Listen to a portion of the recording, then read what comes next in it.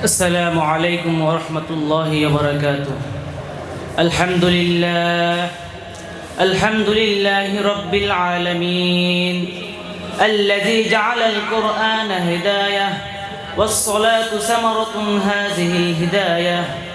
أما بعد، قال الله تعالى في القرآن المجيد وفرقان الحميد: اتل ما أوحي إليك من الكتاب وأقم الصلاة إن الصلاة تنهى عن الفحشاء والمنكر ولذكر الله الأكبر والله يعلم ما تصنعون. صدق الله العظيم. وقال النبي صلى الله عليه وسلم في الحديث الشريف البخاري: رجل دعته امرأة ذات منصب وجمال فقالوا إني أخاف الله أو كما قال عليه الصلاة والسلام. আন্নাদিস কর্তৃক আয়োজিত আজকের এই তাফসীর কোরআন প্রতিযোগিতায় বিজ্ঞ বিচারক মণ্ডলী ও আমার সামনে উপবিষ্ট একজাক এলেম পিপাসু সবাইকে আমি আমার অন্তঃস্থল থেকে মোবারকবাদ জানিয়ে শুরু করছি নির্ধারিত বিষয়ের উপর তাফসীর প্রতিযোগিতা। আজকে আমি যে বিষয়ের উপর তাফসীর করব সেটা হলো সূরা আনকাবুতের ৪৫ নং আয়াত, যেটা আমি একটু পূর্বে আপনাদের সামনে তেলাওয়াত করেছি। আল্লাহ চাহে তো এই আয়াতের উপর কিঞ্চিত পরিমাণ আলোচনা করার চেষ্টা করব ইনশাআল্লাহ। এই আয়াতের তাফসীর করার পূর্বে আমি আপনাদের সামনে তার সাবলীল অর্থ বলে নিচ্ছি। আল্লাহ তাআলা বলেন, উতলু মা উহিয়া ইলাইকা মিনাল কিতাব, হে নবী আপনি তেলাওয়াত করুন আপনার উপর কিতাব থেকে যা ওহী প্রেরণ করা হয়েছে। ওয়া আকিমিস সালাহ, এবং নামাজ কায়েম করুন। কি জন্য নামাজ কায়েম করবেন? ইন্নাস সালাতা তানহা আনিল ফাহশাই ওয়াল মুনকার, কেননা নামাজ অশ্লীল অন্যায় কাজ থেকে বিরত রাখে। ওয়ালা যিকরুল্লাহিল আকবার, শুধু নামাজ পড়লে হবে না, নামাজের ভিতরে আল্লাহকে স্মরণ রাখা হচ্ছে সবচেয়ে বড় জিনিস। ওয়াল্লাহু ইয়ালামু মা তাসনাউন, আল্লাহ তাআলা তোমাদের কৃতকর্ম সম্পর্কে জানেন। তোমরা কি নামাজের ভিতরে আল্লাহকে স্মরণ রেখে নামাজ পড়ছো, নাকি অন্য কোথাও তোমাদের মন রেখে নামাজ পড়ছো? আল্লাহ এদের শানুজুলে আল্লাহ তাআলা তার নবীর কথাকে সত্যায়ন করার জন্য এই আয়াত নাজিল করেছেন। রসুলের এক গোলাম, সে নামাজ পড়তো অথচ অন্যায় অশ্লীল কাজ সবই করতো।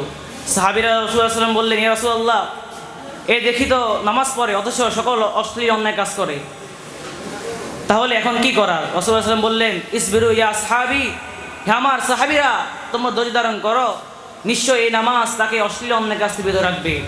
পরে ঠিকই একদিন এই নামাজ তাকে অশ্লীল অন্যায় কাজ থেকে বিরত রাখলো। পরে সে তওবা করে পরিপূর্ণ মুসলমান হয়ে গেল। বলেন না সুবহানাল্লাহ। পরে আল্লাহ তাআলা তার রসুলের কথাকে সত্যায়ন করার জন্য এই আয়াতটি নাজিল করলেন। এই আয়াতের জ্ঞান দিয়ে বা হলো, এই আয়াত মূলত 4টি বিষয়ের উপর দাঁড়িয়ে রয়েছে।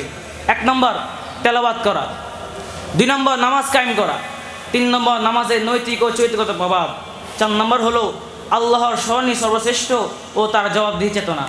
আল্লাহ তাআলা বলেন, উতলু মা উহিয়া ইলাইকা মিনাল কিতাব, হে নবী আপনি তেলাওয়াত করুন আপনার উপর কিতাব থেকে যা নাজিল করা হয়েছে।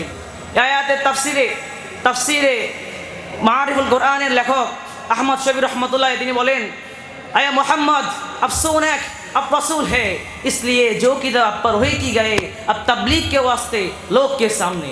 এই আয়াতের তাফসিরে ऐसा तफासिर গ্রন্থকার আবু বকর জাবের আল জাযাই তিনি বলেন, ইকরা ইয়া মুহাম্মদ আল্লাযী উনজিলা ইলাইকা মিনাল কুরআনিল কারীম। এই আয়াতের তাফসির আরেক মুফাসসির আব্দুল হামিদ মাহমুদ তেহমাস তিনি তার বিখ্যাত গ্রন্থ তাফসির মাউদুঈর মধ্যে উল্লেখ করেন যে আইদুম আলা তিলাওয়াতিহি যালিকা, হে নবী আপনি সর্বদা তার তেলাওয়াত করুন। তেলাওয়াত করলে কি হবে? তেলাওয়াত করলে কি হবে ভাই? তাতাকাররাবা বিহা ইলা আল্লাহি তাআলা, তার মাধ্যমে আল্লাহ তাআলার নৈকট্য অর্জন করা যাবে। ওয়া তুবাল্লিগুহু লিন-নাস, নিজে তেলাওয়াত করলে হবে না, নিজে নৈকট্য অর্জন করলে হবে না, তা মানুষের জন্য পৌঁছে দিতে হবে। আল্লাহ তাআলা পর অংশ বলেন, আকিমিস সালাহ, হে নামাজ কায়েম করুন। এখন এখানে খটকা সবার একটা মনে একটা খটকা আসে যে আল্লাহ তাআলা প্রথমে বললেন হে আপনি কোরআন তেলাওয়াত করুন, অথবা বললেন নামাজ, কোরআনে পরে নামাজ কেন আনলেন? কোরআনে পরে না কোরআনের সাথে কোনো সংশ্লিষ্ট একটা বিষয় আনতে পারলেন? এখানে এই প্রশ্নের উত্তর হলো, যদি কোনটা ভালো কোনটা মন্দ তার জ্ঞান কোথায় রয়েছে? কোরআনে রয়েছে। কোনটা ভালো কোনটা মন্দ তার জ্ঞান কোরআনে রয়েছে। আল্লাহ তাআলা যদি প্রথমে নামাজ কায়েম করার আদেশ করতেন এবং কোরআনে কোনো জ্ঞান না থাকতো, তাহলে সেই নামাজ নীতিমূলক আকারে থেকে যেত। এজন্য কোরআন হলো জানা আর নামাজ হলো মানা। কোরআন হলো জ্ঞান আর নামাজ হলো তার বাস্তব প্রয়োগ। এরপরে আল্লাহ তাআলা বলেন আকিমুস সালাহ, হে নবী আপনি নামাজ কায়েম করুন। পরং বলেন ইন্না সালাতা তানহা আনিল ফাহশাই ওয়াল মুনকার, নিশ্চয়ই নামাজ অশ্লীল অন্যায় কাছ থেকে বিরত রাখে। এখন একটি খটকা আসে যে অনেক মানুষই দেখি তারা মসজিদে নামাজ পড়ে অথচ তারা অশ্লীল অন্যায় কাজে গডফাদার, তারা অশ্লীল অন্যায় কাজে গডফাদার। এখন কীভাবে নামাজ তাদেরকে অশ্লীল অন্যায় কাছ থেকে বিরত রাখছে?